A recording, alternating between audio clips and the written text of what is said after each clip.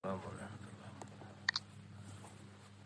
لله وكفى وسلام على عباده الذين اصطفى أما بعد فأعوذ بالله من الشيطان الرجيم بسم الله الرحمن الرحيم قد أفلح من زكاها وقد خاب من دساها صدق الله العظيم. ہر درد کی دوا ہے صلی علی محمد، تعویذ ہر بلا ہے صلی علی محمد. درود پاک پڑھیں اللہم صلی علی سیدنا و مولانا محمد و آلہ وصحبہ وبارک وسلم. صلاۃ و سلام علیک یا رسول اللہ، صلاۃ و سلام علیک یا حبیب اللہ یا کریم اللہ، وعلی آلک و اصحابک یا شفیعنا عند اللہ. اللہ رب العزت کی بارگاہ میں ہم دعا کرتے ہیں پروردگار عالم ہماری حاضری کو قبول فرمائیں، ہماری نمازوں کو قبول فرمائیں، اور جو کچھ قدم چل کر ہم یہاں پہنچے اللہ رب العزت ہر قدم پر ہمارے گناہوں کو معاف فرمائیں، ہماری نیکیوں میں اضافے فرمائیں، اور اللہ رب العزت بلندی عطا فرمائیں. ہم نے اس سے پہلے جو گفتگو کی تھی وہ روح اور جسم کے تعلق سے کی تھی، اور اس پر مختصر روشنی ڈالی تھی روح اور جسم پر. آج جو میں نے آیت کریمہ کی تلاوت کی ہے وہ آیت کریمہ سورہ شمس کی ہے. سورہ شمس کی آیت کریمہ ہے. دو آیت کریمہ میں نے تلاوت کی. اللہ رب العزت ارشاد فرماتا ہے قد افلح من زکاہا وقد خاب من دساہا. تحقیق جس نے اپنے نفس کو پاکیزہ بنا لیا، صاف ستھرا کر لیا، جس نے اپنے نفس کو پاکیزہ بنا لیا، صاف ستھرا کر لیا، تحقیق وہ کامیاب ہو گیا. تحقیق وہ یہ رب کا فرمان ہے. قرآن کریم کی آیت مبارکہ ہے، اس پر بہت ہی سنجیدگی سے غور کریں. تحقیق وہ کامیاب ہو گیا جس نے اپنے نفس کو پاکیزہ، صاف اور ستھرا بنا لیا. وقد خواب من دساہا، اور تحقیق وہ ناکام ہو گیا جس نے اپنے نفس کو گناہوں میں چھپا لیا. جس نے اپنے نفس کو گناہوں میں چھپا لیا. دونوں جگہ قد کے ساتھ، تاکید کے ساتھ یہ بات فرمائی گئی ہے. بہت ہی رب کا فرمان ہی کافی ہے، اس میں تاکید کی ضرورت نہیں ہے.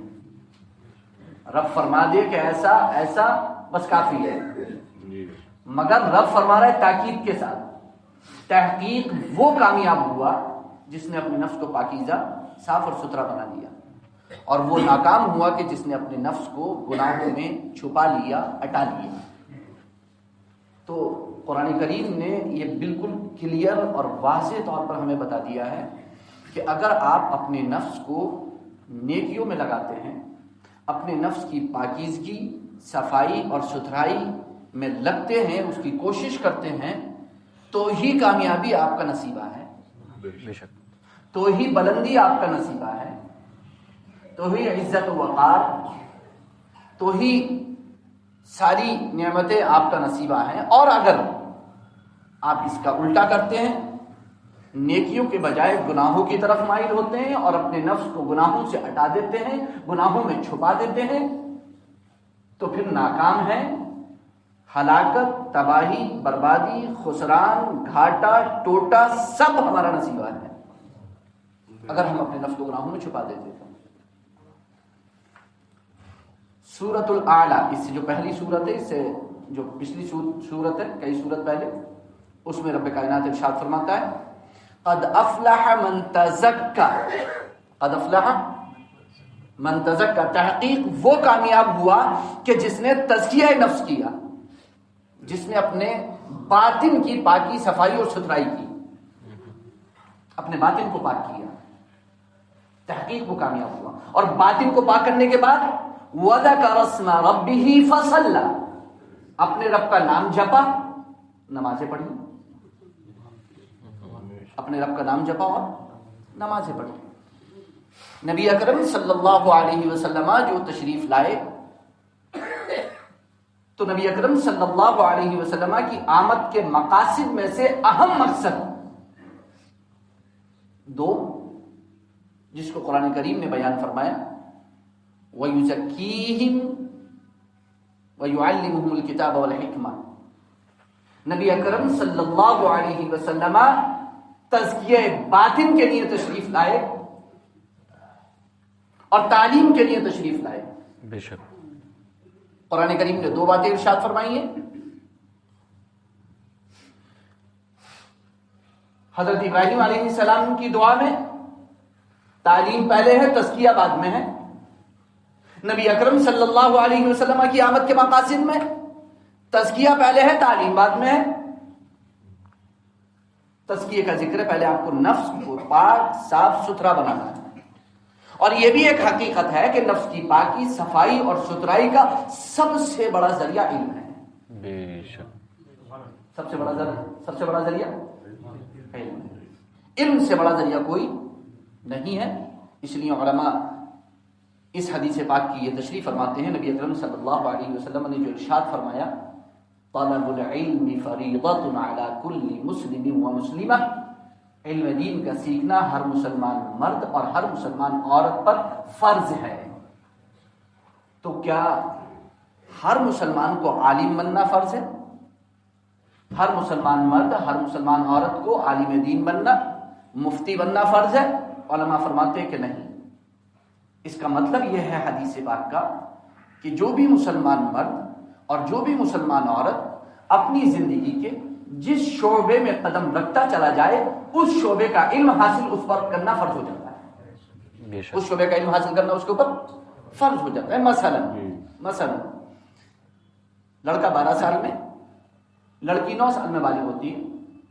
جیسے ہی ہم بالغ ہوتے ہیں تو نماز ہم پر فرض ہو جاتی ہے۔ اب نماز کے بارے میں علم حاصل کرنا مجھ پر فرض ہے۔ اب میں یہ عذر نہیں لگا سکتا کہ جناب میں جانتا نہیں ہوں، مجھے معلوم نہیں ہے، میرے پاس علم نہیں ہے اور مجھے مسائل معلوم نہیں ہے اور مجھے یہ نہیں پتا کہ میں نماز کیسے پڑھنا ہے یا کیسے کیا کرنا ہے۔ روزہ مجھ پر فرض ہو جاتا ہے۔ جب مال میرے پاس آ جاتا ہے، زکوٰۃ مجھ پر فرض ہو جاتی ہے، حج مجھ پر فرض ہو جاتا ہے، شادی کے لیے میرے لیے راستے کھل جاتے ہیں، تو ظاہر سی بات ہے کہ مال آنے کے بعد یہ ساری چیزیں ہوتی ہیں۔ زکوٰۃ آپ ادا کریں گے مال آنے کے بعد، حج آپ کریں گے مال آنے کے بعد، تجارت آپ کریں گے مال سے، زکوٰۃ بھی آپ مال سے ہی ادا کریں گے، حج بھی آپ مال سے ہی کریں گے اور تجارت بھی آپ مال ہی سے کریں گے۔ تو ان تمام باتوں کا علم آپ پر سیکھنا فرض ہو جاتا ہے۔ اگر آپ اپنی زندگی کے اس شعبے میں قدم رکھ دیتے ہیں، یعنی تجارت کے، یا آپ زکوٰۃ کے مستحق ہو جاتے ہیں، زکوٰۃ آپ پر ہو جاتی ہے، آپ اس کو صاحب نصاب ہو جاتے ہیں، تب آپ کے اوپر سیکھنا فرض ہے۔ روزہ آپ کے اوپر فرض ہو جاتا ہے تو آپ کے اوپر فرض ہے کہ آپ سیکھیں کہ روزہ کن باتوں سے صحیح رہتا ہے اور کن باتوں سے خراب ہو جاتا ہے، فاسد ہو جاتا ہے۔ نماز کے بارے میں آپ کو سیکھنا ضروری ہے۔ تو نبی اکرم صلی اللہ علیہ وسلم نے، میں نے آپ کو کیا کہا کہ تزکیہ باطن کا سب سے بڑا ذریعہ ہے علم، اور تزکیہ باطن کے بغیر سب کچھ بیکار۔ اللہ کے رسول سرور کونین صلی اللہ علیہ وسلم نے کیا ارشاد فرمایا؟ اللہ کے رسول سرور کونین صلی اللہ علیہ وسلم نے کیا ارشاد فرمایا کہ وہ عالم نجات پائیں گے کہ جو عامل بھی ہوں گے، جو عامل بھی ہوں گے، اور وہ عامل نجات پائیں گے جو مخلص بھی ہوں گے۔ تو علم کے بعد عمل، اور عمل کے اوپر اخلاص۔ نفس پاکیزہ صاف ستھرا رہنا چاہیے، نفس میں کسی طریقے کا کوئی گھاٹا، کوئی نقصان، کوئی ٹوٹا نہیں ہونا چاہیے، کیونکہ عمل لے جانے والے بہت سارے لوگ ہوں گے قیامت میں، مسلمان بھی ہوں گے، غیر مسلم بھی ہوں گے۔ آپ کو کیا لگتا ہے کہ غیر مسلم عمل لے کر کے نہیں جائیں گے؟ اگر غیر مسلم عمل لے کر کے نہیں جائیں گے تو پھر کیوں رب نے قرآن میں فرمایا وَقَدِمْنَا إِلَى مَا عَمِلُوا مِنْ عَمَلٍ فَجَعَلْنَاهُ هَبَاءً مَنْثُورًا، وہ جو عمل لے کر کے آئیں گے ہم انہیں ہباء منثورا کر دیں گے۔ ریت میں جیسے ہوا میں ریت کے ذرات بکھرے ہوئے ہوتے ہیں، ہم ان کے عمل کو ایسے ہی کر دیں گے، بکھیر دیں گے ان کے عمل کو، کوئی حیثیت نہیں ہوگی ان کے عمل کی۔ جیسے آپ نے دیکھا کہ دھنی ہوئی روئی جس طرح ہوا میں بکھرتی رہتی ہے، جس طرح ریت کے ذرات ہوا میں بکھرتے رہتے ہیں، اسی طرح ان لوگوں کے عمل کو بکھیر دیا جاتا ہے، ان لوگوں کا عمل کسی کام کا نہیں رہے گا۔ کسی لائق نہیں ہوگا ان کا عمل. تو ایسا نہیں ہے کہ عمل لے کر کے نہیں جائیں گے لوگ، عمل لے کر کے جائیں گے، لیکن عمل کے ساتھ اخلاص، تزکیہ نفس، تزکیہ باطن.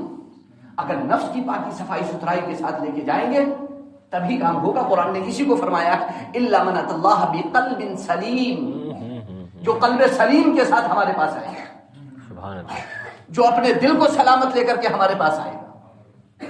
من اتى الله بقلب سلیم، قلب سلیم کے ساتھ ہمارے، قلب آثم کے ساتھ اگر آپ پہنچیں گے، گناہگار دل کے ساتھ اگر آپ اس کی بارگاہ میں پہنچیں گے تو کچھ نہیں ملے گا.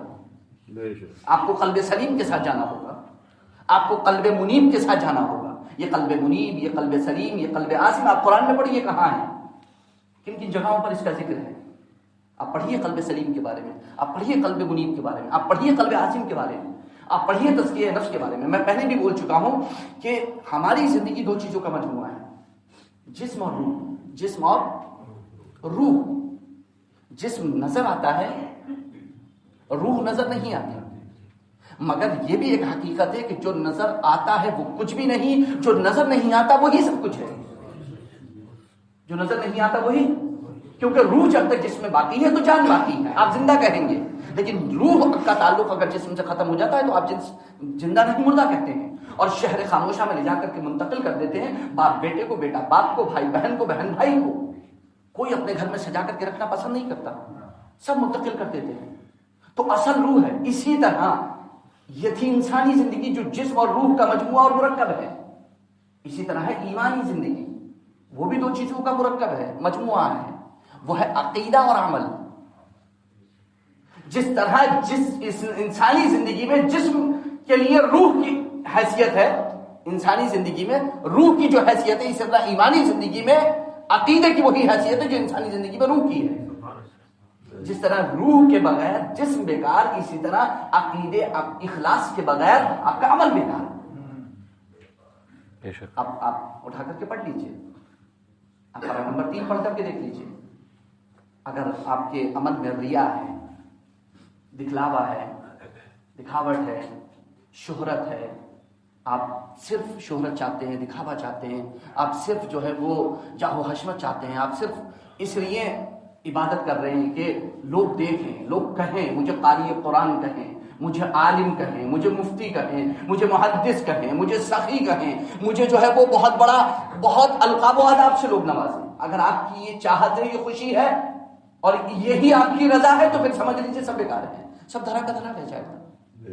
تو تزکیہ باطن اصل چیز ہے. تزکیہ باطن اصل چیز ہے. اگر آپ نے روح کو اپنی مصفا کیا ہے، اگر آپ نے روح کو اپنی پاکیزہ کیا ہے، قلب سلیم آپ کے پاس ہے، تو پھر آپ سے زیادہ کامیاب انسان کوئی نہیں ہے. آپ سے زیادہ کامیاب انسان کوئی نہیں ہے. آج چونکہ میں اس گفتگو کو اور زیادہ مختصر وقت ہے، اس لیے آگے انشاءاللہ آئندہ جمعے میں ہم روح اور جسم سے متعلق بات کریں گے. آج چونکہ تزکیہ باطن کی بات روحی سے متعلق ہے، آج ہم جس طریقے سے جسموں کے علاج کے لیے بے پناہ تڑپتے ہیں، بے چین ہوتے ہیں اور در در کی ٹھوکریں کھاتے ہیں، در در پہ جا کر کے بھیک مانگتے ہیں اپنے جسموں کی سلامتی کے لیے اور اپنے جسموں کے علاج کے لیے، معالجے کے لیے، اور ادھر ادھر جا کر کے سفارشیں کرتے ہیں، کاش ہم اپنی روح کے علاج کے لیے اتنی کوشش کرتے تو جسم تو خود بخود صحیح ہو جاتا، سلامت ہو جاتا. بے شک جسموں کا علاج ڈاکٹر کرتے ہیں، لیکن روحوں کا علاج روحانی ڈاکٹر کرتے ہیں، اور وہ ہیں باعمل علماء، صلحاء، صالحین. قرآن کریم نے 4 گروہ بتائے ہیں نا. ہم قیامت میں 4 گروہ کے ساتھ ہوں گے نا، انبیاء، صدیقین، شہداء، صالحین. میرے والد ماجد مفتی سید شاہد علی حسنی رضوی جمالی علیہ رحمۃ اللہ نے بخاری شریف مجھے پڑھاتے ہوئے مجھے یہ شعر عربی کا بتایا تھا اور کہا تھا کہ بیٹا آپ اس کو اپنے ورد میں رکھنا. وہ شعر کیا ہے عربی کا؟ احب الصالحین ولست منهم لعل اللہ یرزقنی صلاحا. میں صالحین سے محبت کرتا ہوں، حالانکہ میں ان میں سے ہوں نہیں. میں صالحین سے بس محبت کرتا ہوں، حالانکہ میں ان میں سے. اور کیوں کرتا ہوں؟ تاکہ اللہ مجھے بھی صالح اور نیک بنا دے. سبحان اللہ. تاکہ اللہ مجھے بھی صالح اور نیک بنا دے. میں اللہ کے صالح بندوں سے محبت کرتا ہوں. کیونکہ کیا پوچھا تھا آ کر کے اس صحابی نے، یا رسول اللہ صلی اللہ علیہ وسلم اب یہ بتائیے کہ قیامت کب آئے گی؟ متی الساعہ یا رسول اللہ کے رسول قیامت کب آئے گی؟ اللہ کے رسول نے ارشاد فرمایا ماذا اعددت لها، قیامت کے بارے میں پوچھتے ہو تیاری کیا کر رکھی ہے اس کی؟ جی تیاری کیا ہے تمہاری جو قیامت کے بارے میں پوچھتے ہو؟ عرض کیے یا رسول اللہ میرے پاس زیادہ نفل نمازیں، زیادہ نفل عبادتیں نہیں ہیں، لیکن احب اللہ ورسولہ، میں اللہ اس کے رسول سے محبت کرتا ہوں۔ اللہ کے رسول نے ارشاد فرمایا المرء مع من احب، قیامت میں ہر شخص اسی کے ساتھ ہوگا جس سے دنیا میں محبت کرتا ہے۔ تو ہم صالحین سے محبت کرتے ہیں کیونکہ ہم ان کے ساتھ ہوں گے، اور سید الصالحین جناب محمد رسول اللہ صلی اللہ علیہ وسلم، سبحان اللہ، تمام صالحین کے سردار ہمارے نبی حضرت محمد مصطفیٰ صلی اللہ علیہ وسلم، اور انشاءاللہ العزیز ہم ان کے ساتھ ہوں گے۔ یاد کریے وہ جملہ جو حضرت انس بن مالک خادم خاص بارگاہ رسالت میں آپ صلی اللہ علیہ وسلم، حضرت انس بن مالک 10 سال کے تھے جب ان کی ماں نے خدمت رسول میں پیش کیا تھا، اور 20 سال کے تھے جب حضور دنیا سے تشریف لے گئے تھے۔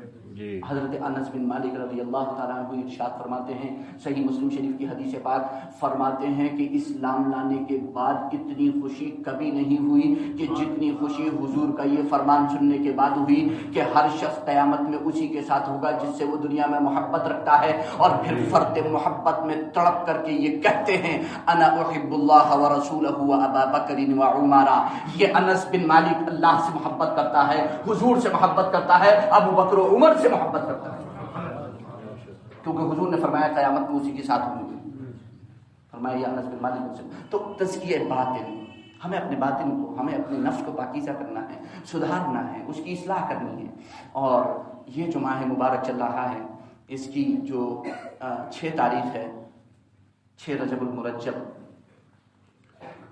سیدنا سلطان الہند عطائے رسول خواجہ خواجگان خواجہ معین الدین چشتی اجمیری سنجری رحمۃ اللہ تعالی علیہ کی تاریخ وصال ہے۔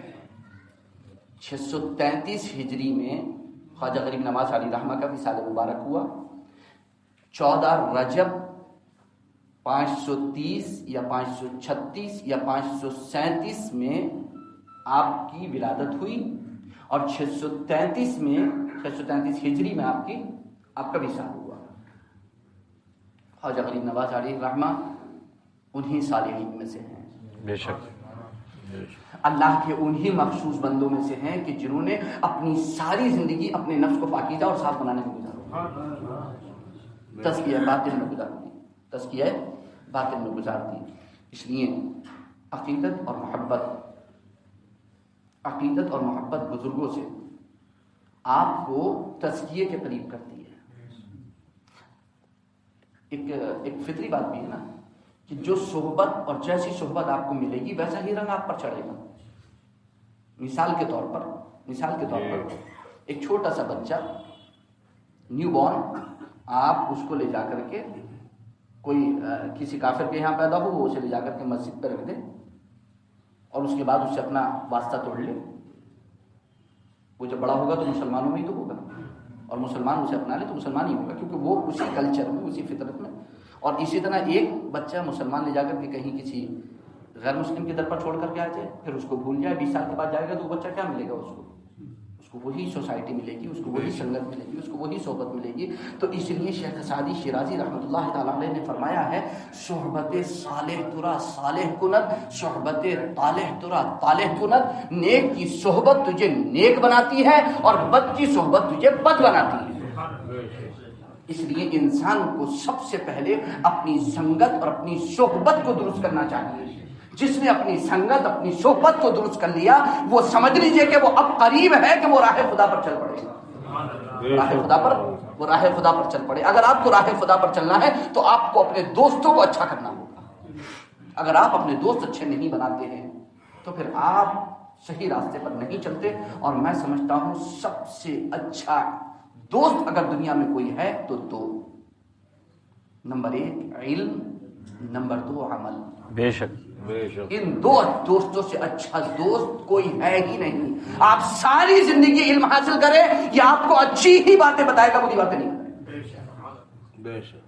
اور آپ عمل کریں، یہ جنت تک آپ کا ساتھ دے گا، یہ جنت تک آپ کا، حتیٰ کہ قیامت کے روز آپ کے نیکیوں کے پلے میں بیٹھ جائے گا تاکہ اسے بھاری کر دے، تاکہ اسے بھاری کرتے۔ تو دوست اچھے بنائیے، علم دوست بنیے، عمل دوست بنیے، اللہ اس کی مجھے آپ کو سب کو توفیق عطا فرمائے گا. جی تو یہ چاہتا تھا کہ میں خواجہ غریب نواز علیہ الرحمہ کی سیرت پر کچھ گفتگو کروں، لیکن چونکہ پچھلی گفتگو ہمارا ایک سیریل چل رہا تھا، ایک سلسلہ چل رہا تھا، اس لیے میں نے اسی مناسبت سے چند باتیں عرض کی، اور انشاءاللہ العزیز موقع ملے گا تو سیرت پر بھی انشاءاللہ العزیز گفتگو ہوگی. اللہ رب العزت ہماری اس حاضری کو قبول فرمائے، شفاعت کو قبول فرمائے. اور میں نے ابھی مسجد میں گھستے ہوئے سنا